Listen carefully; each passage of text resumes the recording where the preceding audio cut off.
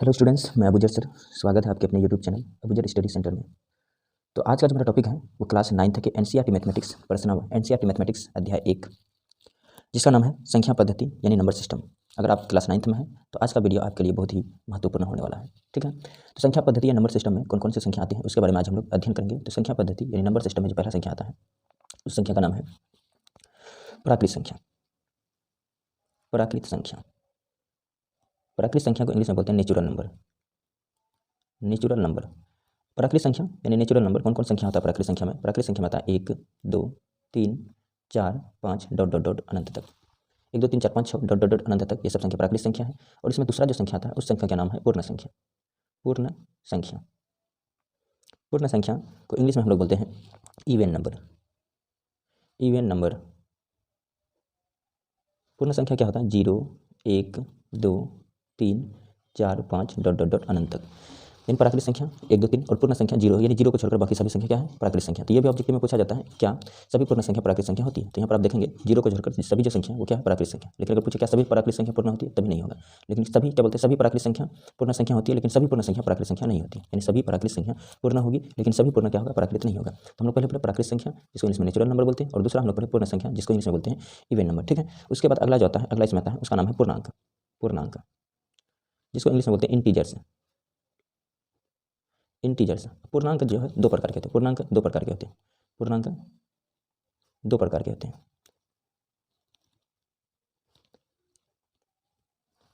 पूर्णांक दो प्रकार के होते हैं। उसमें से पहला जो है नंबर ए में अगर हम लोग समझें उसका नाम है धनात्मक पूर्णांक। धनात्मक पूर्णांक, धनात्मक पूर्णांक जिसको इंग्लिश में बोलते हैं पॉजिटिव इंटीजर्स। पॉजिटिव इंटीजर्स, धनात्मक पूर्णांक यानी पॉजिटिव इंटीजर्स। तो धनात्मक पूर्णांक क्या क्या होगा? धनात्मक पूर्णांक होगा जैसे में हो जाएगा धनात्मक पूर्णांक 1 2 3 4 5 डॉट डॉट डॉट अनंत तक। धनात्मक पूर्णांक यहाँ अगर आप देखेंगे एक में, जैसे आगे कुछ नहीं तो प्लस से पावर, यानी धनात्मक पूर्णांक। धनात्मक पूर्णांक मतलब पॉजिटिव इंटीजर्स, जैसे 1 2 3 4 5 ये धनात्मक पूर्णांक है। और बी नंबर में अगर देखें इसका दूसरा पार्ट होता है पूर्णांक का जिसका नाम होता है ऋणात्मक पूर्णांक। ऋणात्मक पूर्णांक, ऋणात्मक पूर्णांक जिसको इंग्लिश में बोलते हैं negative, negative integers. Negative integers. तो ऋणात्मक पूर्णांक में क्या क्या आएगा? ऋणात्मक पूर्णांक में अगर आप जैसे देखेंगे तो ऋणात्मक मतलब नेगेटिव मतलब माइनस में होगा। जैसे हो जाएगा -1, उसके बाद -2 -3, उसके बाद -4 -5 डॉट डॉट डॉट अनंत तक। ठीक है, अब यहाँ पर अगर आप देखेंगे एक संख्या रेखा में अगर दोनों को समझेंगे, धनात्मक पूर्णांक और ऋणात्मक पूर्णांक, मान के चलिए हमारा संख्या रेखा है। ठीक है, और यहाँ पर क्या है? 0। इधर होता है 1 2 3 4, यानी 1 2 3 4, और इधर होगा -1 -2 -3 -4, यानी -1 -2 उसके बाद -3 और उसके बाद -4। यहाँ पर है 0।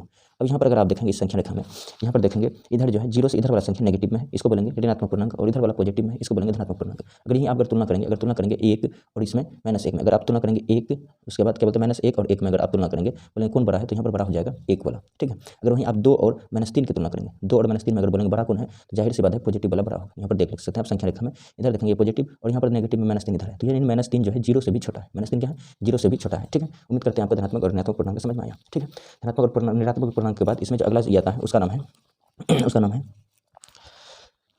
अगला जो है उसका नाम है भिन्न, और भिन्न को इंग्लिश में बोलते हैं फ्रैक्शन। फ्रैक्शन, अब देखिए भिन्न के दो पार्ट होते हैं, एक होता है अंश और दूसरा होता है हर, यानी अंश बट्टे हर। अंश बट्टे हर यानी ऊपर वाले को अंश कहते हैं और नीचे वाले को हर।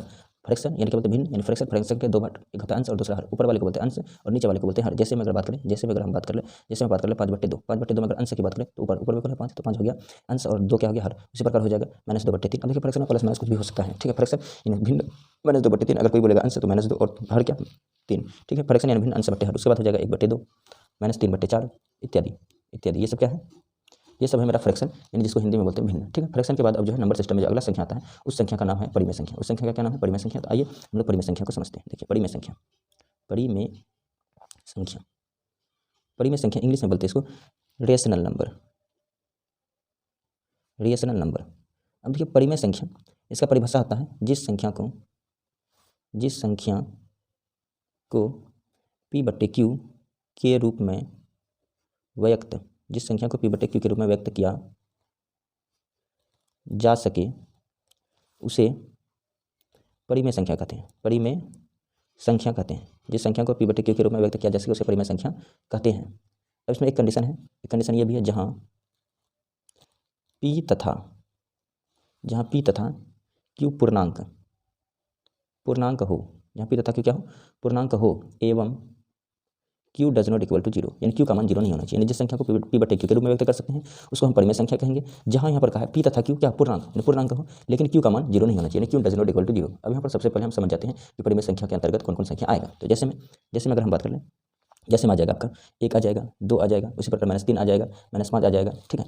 उसी प्रकार आपका आ जाएगा √9, यानी ऐसा संख्या जो रूट में रहे और रूट से बाहर आ जाए उसी को हम लोग परिमेय संख्या कहेंगे। इस प्रकार आ जाएगा आपका 0.3 पर रेकरिंग, ठीक है, 0.06 पर रेकरिंग का मतलब है कि जैसे अगर आप समझें, रेकरिंग का मतलब है यहाँ पर जैसे मान के चलिए 0.06 पर रेकरिंग जिस पर रहेगा, इसका मतलब वो संख्या जो है भाग देने के बाद बार रेपीट हो रहा है, इस प्रकार होगा। 0.6 पर रेकरिंग का मतलब है कि 0.06 पर रेकरिंग का मतलब है कि ये 6 यानी आते रहता है, रिपीट होते रहता है, इसी को हम लोग बोलते हैं रेकरिंग। यानी 0.06 पर रेकरिंग यानी 6 रिपीट होता रहा, यह क्या है, परिमेय संख्या। लेकिन अगर आप बात करेंगे शांत और अशांत में, ये अशांत संख्या क्या है, अशांत है, लेकिन फिर भी क्या है, परिमेय। इसके बारे में हम लोग आगे अपरिमेय भी समझेंगे। तो चलिए अगला हम लोग समझते हैं अपरिमेय किसको कहेंगे। अब हम लोग समझते हैं अपरिमेय संख्या। अपरिमेय संख्या, जिसको इंग्लिश में बोलते हैं इरेशनल नंबर। अपरिमेय संख्या यानी इरेशनल नंबर। तो इरेशनल नंबर किसको कहेंगे, तो इसका परिभाषा आता है जिस संख्या को पी बटे क्यू के रूप में व्यक्त नहीं किया जा सके उसे अपरिमेय संख्या कहते हैं। जिस संख्या को पी बटे क्यू के रूप में व्यक्त नहीं किया जा सके उसे हम लोग क्या कहेंगे, अपरिमेय संख्या कहेंगे। तो जैसे समझते हैं अपरिमेय संख्या में जैसे मेरा आ जाएगा √2, यानी आप मेनली कह सकते हैं ऐसा संख्या जो रूट के अंदर रहे और हम उसको रूट से बाहर नहीं निकाल सके उस संख्या को अपरिमेय। जैसे √2 अपरिमेय हो जाएगा, वहीं पर हो जाएगा 3 + √3। अब यहाँ पर आप देखेंगे 3, तो 3 है परिमेय संख्या, यानी ये रूट से बाहर है, लेकिन इसके साथ ये √3 जो है ये अपरिमेय है। और यहाँ पर परिमेय के साथ मिलकर के इन पूरे को क्या कर दिया, अपरिमेय। यानी जब अपरिमेय संख्या के साथ मिल जाए तो पूरे को क्या करता था, अपरिमेय कर देता है। जैसे √2 अपरिमेय है, 3 + √2, यहाँ पर 3 परिमेय है, लेकिन रूट क्या बोलते हैं 3 अपरिमेय, तो ये पूरे को क्या कर दिया, अपरिमेय कर दिया। उसी प्रकार हो जाएगा √5, ये अपरिमेय संख्या है, √7 अपरिमेय। लेकिन यहाँ पर √9 की अगर बात कर लें तो ये अपरिमेय नहीं है, क्योंकि √9 की अगर आप बात करेंगे तो √9 का गुणनखंड करेंगे तो 3 × 3 और 2 में से 1 बाहर हो जाएगा, तो ये मेरा क्या हो जाएगा, परिमेय संख्या। तो रूट जो है 9 ये अपरिमेय नहीं है, ये क्या है, परिमेय संख्या। उसी प्रकार आपका हो जाएगा, जैसे मान के चलिए 0.01 फिर 001 फिर 000 फिर 40 फिर 1। अब ऐसा संख्या आ जाए ये मेरा हो जाता है अपरिमेय। यहाँ पर आप समझेंगे, पहले आपको हम समझाए थे 0.06 पर रेकरिंग, हम इसको बोले थे ये परिमेय है। तो हम इसका मतलब क्या बताते हैं, 0.06 पर रेकरिंग का मतलब है कि 0.0 केवल 6 रिपीट हो रहा है, केवल क्या हो रहा है, 6 रिपीट हो रहा है, ठीक है, केवल 6 रिपीट हो रहा है। तो इसका मतलब जब केवल वही संख्या रिपीट हो तो ये मेरा होता है परिमेय संख्या। क्या होता है, परिमेय संख्या। लेकिन अशांत है, ये क्या है, अशांत। लेकिन जब यहाँ पर देखिए 0.01 फिर 001 फिर 000 फिर यहाँ पर 4201, यानी जब बढ़ते जाए क्या हो जाए, बढ़ते जाए, उस स्थिति में क्या होता है, उस स्थिति में अपरिमेय होता है। लेकिन जब वही संख्या रिपीट हो उसमें क्या होता है, परिमेय होता है। इस कंडीशन को आप याद रखिएगा, बहुत ज़्यादा ऑब्जेक्टिव में पूछा जाता है, ठीक है। तो परिमेय संख्या और अपरिमेय संख्या को हम लोग समझे। इसके बाद अपरिमेय में एक संख्या आता है पाई। अपरिमेय में एक क्या आता है, पाई संख्या तो नहीं है, पाई क्या है, एक एक्चुअल वैल्यू नहीं है, क्या बोलते हैं, पाई का मान 22/7 होता है। तो पाई क्या है, अपरिमेय संख्या। अगर आप बात करेंगे, यहाँ समझते हैं, अगर आप बात करेंगे पाई, तो पाई का मान आप कभी देखेंगे 22/7 लेने का था, कभी 3.14 लेने का था, ठीक है। अब यहाँ पर देखेंगे 22/7 या 3.14 ये मेरा है परिमेय संख्या, ये मेरा क्या है, परिमेय संख्या। यानी 22/7 और 3.14 ये मेरा परिमेय संख्या है। तो ऑब्जेक्टिव में कभी पूछता है पाई क्या है, तो पाई क्या है, तो बच्चा अधिकतर जो क्या करते हैं, मिस्टेक कर देते हैं। पाई क्या है तो बच्चा बढ़ के आ जाता है परिमेय संख्या, क्योंकि बच्चा को ध्यान में रहता है पाई का वैल्यू तो 22/7 होता है या 3.14, 22/7 या 3.14 तो परिमेय संख्या है। तो इसका मतलब पाई भी क्या होगा, परिमेय संख्या। लेकिन ये बात कतई सही नहीं है, तो आप ध्यान रखेंगे पाई है अपरिमेय संख्या, लेकिन पाई का जो वैल्यू है वो परिमेय है। पाई का जो वैल्यू जो है ये एक्चुअल वैल्यू नहीं है, इसका लगभग में लिया गया। तो पाई का वैल्यू क्या होता है, परिमेय संख्या, लेकिन पाई क्या है, अपरिमेय संख्या। उम्मीद करते हैं आपको ये वीडियो समझ में आया होगा। अगर ये वीडियो समझ में आया तो प्लीज़ चैनल को सब्सक्राइब करें और वीडियो को ज़्यादा से ज़्यादा शेयर करें। धन्यवाद।